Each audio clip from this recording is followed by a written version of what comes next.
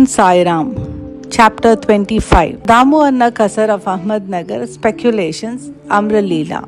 Preliminary. We begin this chapter with a prostration with all our 8 limbs to Sai Baba, who is an ocean of mercy, the God incarnate, the Parabrahma and the great Yogeshwara. Victory be unto Sai Baba, who is the crest jewel of the saints and adobe of all auspicious things, our Atmaram self and the sole refuge of the devotees. We prostrate ourselves before him who has attained the aim and end of life. Sai Baba is always full of mercy. What is wanted on our part is wholehearted devotion to him. When a devotee has got firm faith and devotion, his wishes are soon fulfilled. When the desire arose in the mind of Sai Baba to write the life and leelas of Sai Baba, he immediately got it written by him. When the order to keep the memos was given, Hemant Pant was inspired and his intellect got strength and boldness to undertake and finish the work. He has not, as he says, qualified to write the work, but the gracious blessings of Baba enabled him to complete the undertaking, and thus you have this Satcharita, which is a cistern or a somantic jewel, from which nectar in the form of Sai Leelas oozes out for the readers to drink to their heart's content. Whenever a devotee had complete and wholehearted devotion to Sai Baba, all his calamities and dangers were warded off and his welfare attended to by Baba.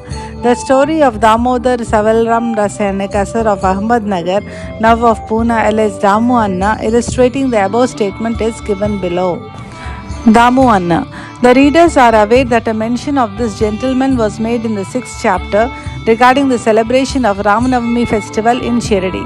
He went to Shirdi about the year 1895 AD when the Ramanavami Utsav celebration began, and since that time he has been providing ornamental flag for that occasion every year. He also feeds the poor and the fakirs who come there for the festival. His speculations, cotton trading. A Mumbai friend of Damu Anna wrote to him that they should do some cotton speculation business in partnership, which would bring them about 2 lakhs of rupees as profit. Damu Anna says in his statement made about the year 1936 to Mr. B.V. Narasimhaswamy that the proposal about speculating at Mumbai in cotton was from a broker who was not to be a partner, and that he, Damu Anna, was to be at the sole adventure. White P. 75 of the Devotees' Experiences, Part 2.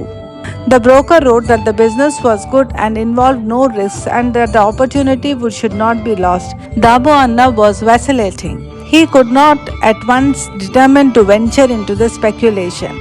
He thought over this, and as he was a devotee of Baba, he wrote a detailed letter to Shama giving all the facts and requested him to consult Baba and take his advice in this matter. Shama got the letter next day, and when he went with it at noon to the masjid and placed it before Baba, he asked Shama what the matter was and what the letter was about.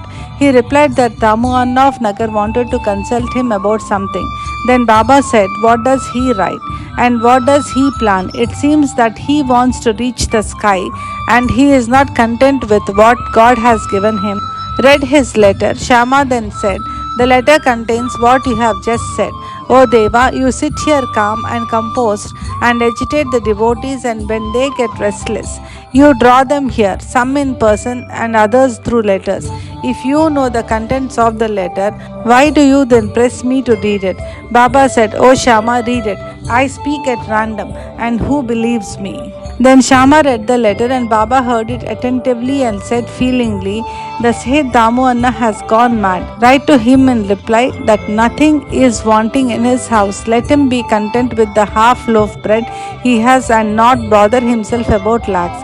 Shama sent the reply, which Damu Anna was anxiously waiting for. After reading it, he found that all his hopes and prospects about lakhs of rupees as profit were dashed to the ground. He thought that he had done a mistake by consulting Baba, but as Shama has hinted in the reply that there was always much difference in seeing and hearing, and that therefore he should come to Shirdi personally and see Baba. He thought it was advisable to go to Shirdi and consult Baba personally about the affair. So he went to Shirdi, saw Baba, prostrated himself before him, and sat shampooing his legs.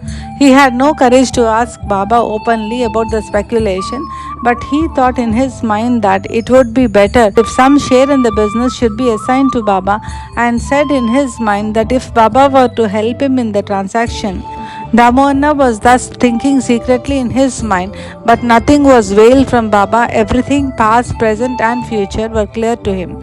A child wants sweets, but his mother gives bitter pills. The former spoils his health, while the latter improve it.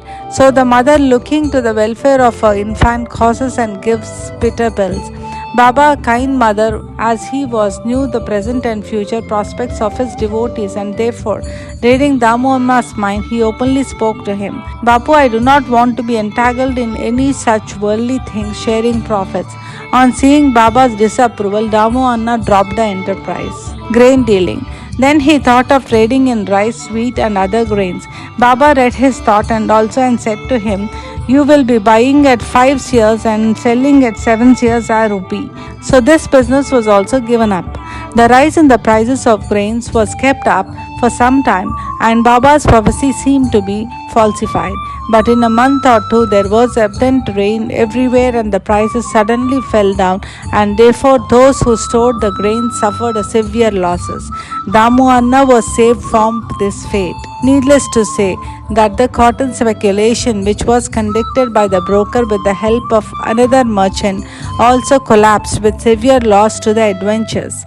After seeing that Baba had saved him from two severe losses in cotton and grain speculations, Damohanna's faith in Baba grew stronger, and he remained a true devotee of Baba till his passing away. Amralila Mango Miracle. Once a parcel of about 300 good mangoes was received at Shirdi. It was sent from Goa by one Mamlatadar named Raleigh to Sai Baba in the name of Shama. When it was opened, all the mangoes were found to be in good condition. They were given in Shama's charge, and only 4 were retained and placed in the Columba, the pot, by Baba. He said, these 4 fruits are for Damohanna, let them lie there. These 4 fruits are for Damohanna, let them lie there. This Damohanna had 3 wives. According to his statement mentioned above, he had not there, but 2 wives only. He had no issue. He consulted many astrologers and himself studied astrology to some extent, and found that there was a Papi inauspicious planet in his horoscope, and there was no prospect of any issue to him in this life. But he had great faith in Baba. When he went to Shirdi 2 hours after the receipt of the mango parcel for worshipping Baba, he said, though other people are looking for the mangoes, they are damyas. Those they are, should eat and die. Damohanna, on hearing these words, was first shocked, but on Mahasapati, the Shirdi devotee, explaining to him that death meant the death of the ego, and to have it at Baba's feet was a blessing. Damohanna said that he would accept the fruits and eat them, but Baba said to him, do not eat yourself, but give them to your younger wife. The Amralila mango miracle of 4 mangoes will give her 4 sons and 4 daughters. This was done, and in due course it was found Baba's words turned out true, and not those of the astrologers. Baba's speech established his efficacy of greatness while he was living in the flesh, but it did the same even after his passing away. Baba said, believe me, though I pass away, my bones in my tomb would be speaking, moving, and communicating with those who would surrender themselves wholeheartedly to me. Do not be anxious that I would be absent from you. You will hear my bones speaking and discussing your welfare. But remember me always. Believe in me, heart and soul, and then you will be most benefited. Prayer. Hemantan closes this chapter with a prayer. O Sai Sadguru, the wish-fulfilling tree of the Bhaktas, we pray, let us never forget and lose sight of your feet. We have been troubled with the ins and outs, that is the births and deaths in this sansar. Now free us from the cycle of births and deaths.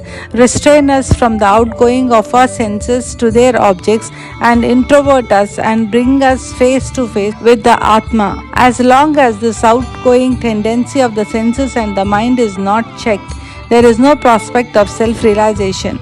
Neither son nor wife nor friend will be of any use in the end. It is only you who will give us salvation and bliss. Destroy completely our tendency for discussions and other evil matters. Let our tongue get a passion for chanting your name. Drive out our thoughts and make us forget our bodies and do away with our egoism. Make us ever remember your name and forget all other things. Remove the restlessness of our mind and make it steady and calm. If you just clasp us, the darkness of night of our ignorance will vanish and we will live happily in your light. That you made us drink the nectar of your levas and awakened us from a slumber is due to your grace and our store of merits in past births. Note: in this connection, the following extract from Damu Anna's statement mentioned above is worth pursuit. Once, when I sat at his feet along with other members, I had two questions in my mind as he gave answers to the both. There are so many crowding to Sai Baba, do they all get benefit from him? To this he replied orally, look at the mango tree in blossom. If all the flowers become fruit, what a splendid crop it would be. But do they? Most fall off either as flowers or as unripe fruits by wind, etc. Very few remain. The second question was about myself. If Baba were to pass away, how hopelessly adrift I would be, and how am I to fare then? To this, Baba answered that he would be with me whenever and wherever I thought of him. That promise he had kept up before 1918 and has been keeping up after 1918. He is with me. He is still guiding me. This was about 1910 to 11 when brothers separated from me and my sister died. Then there were a theft and police inquiry. All these incidents made me very disturbed. When my sister died, my mind was much upset. I did not care for life and enjoyments. When I went to Baba, he pacified me with his Upadesh and made me eat a feast of Puran Poli at Appa Kulkarni's house. There was a theft in my house. A 30-year-old friend of mine stole my wife's jewel box, including her auspicious nath, the nose ring. I wept before Baba's photo. The next day, the man returned the jewel box and asked for pardon. Bow to Sri Sai. Peace be to all.